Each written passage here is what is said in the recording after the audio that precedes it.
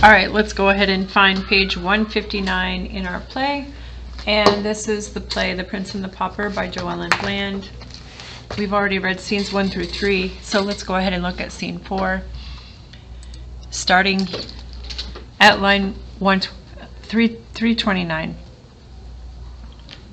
Miles's room at the inn at right is table set with dishes and bowls of food, a chair at each side, and at left is bed with table and chair next to it and a window. Candle is on table. At curtain rise, Miles and Prince approach table. Miles, I have had a hot supper prepared. I'll bet you're hungry, lad. Yes, I am. It's kind of you to let me stay with you, Miles. I am truly Edward, King of England, and you shall not go unrewarded. Sits at table. Miles, to himself. First he called himself Prince, and now he is King. Well, I will humor him. Starts to sit. Prince, angrily, stop! Would you sit in the presence of the king? Miles, surprised, standing up quickly. I beg your pardon. Your Majesty, I wasn't thinking. Stares uncertainly at Prince, who sits at table expectantly. Miles starts to uncover dishes of food, serves Prince, and fills glasses. Miles, you have a gallant way about you. Are you nobly born? My father is a baronet, your Majesty. Then you must also be a baronet. Miles, shaking his head, my father banished me from my home years ago. So I fought in the wars. I was taken prisoner, and I have spent the past 7 years in prison. Now I am free and returning home.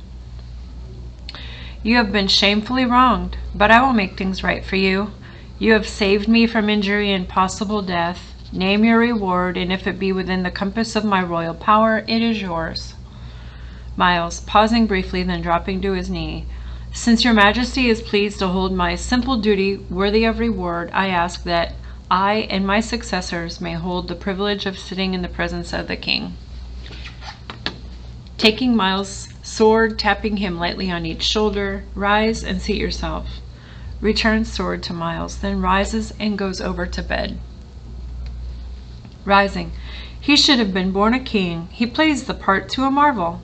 If I had not thought of this favor, I might have had to stand for weeks. Sits down and begins to eat. Sir Miles, you will stand guard while I sleep? Lies down and instantly falls asleep. Yes, your Majesty. With a rueful look at his uneaten supper, he stands up. Poor little chap, I suppose his mind has been disordered with ill usage. Covers Prince with his cape. Well, I will be his friend and watch over him.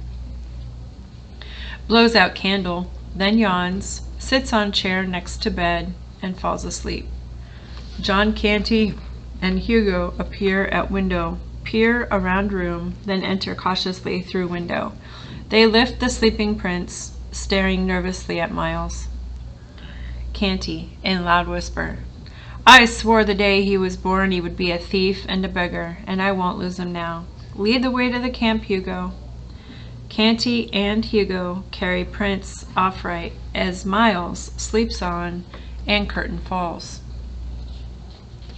Okay, now let's go to the top of page 160 and we'll go ahead and read scene 5. Time, 2 weeks later. Setting, country village street. Before curtain rise, villagers walk about. Hugo, Canty, and Prince enter. I will go in this direction. Hugo, keep my mad son with you and see that he doesn't escape again. Exits.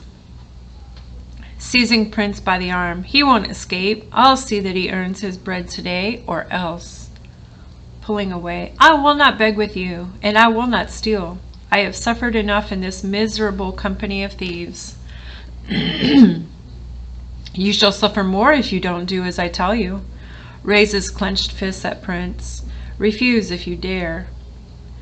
Woman enters carrying wrapped bundle and a basket on her arm. Wait here until I come back. Hugo sneaks along after a woman, then snatches her bundle, runs back to Prince, and thrusts it into his arm. Run after me and call, "Stop, thief!" But be sure to lead her astray. Runs off. Prince throws down his bundle in disgust. Woman, help! Stop! Thief! Stop! Rushes at Prince and seizes him just as several villagers enter. You little thief, what do you mean by robbing a poor woman? Somebody bring the constable! Miles enters and watches. First villager, grabbing Prince. I'll teach him a lesson, the little villain. Struggling. Take your hands off me. I didn't rob this woman. Miles, stepping out of the crowd and pushing man back with the flat of his sword. Let us proceed gently, my friends. This is a matter for the law. Springing to Miles' side. You have come just in time, Sir Miles. Carve this rabble to rags.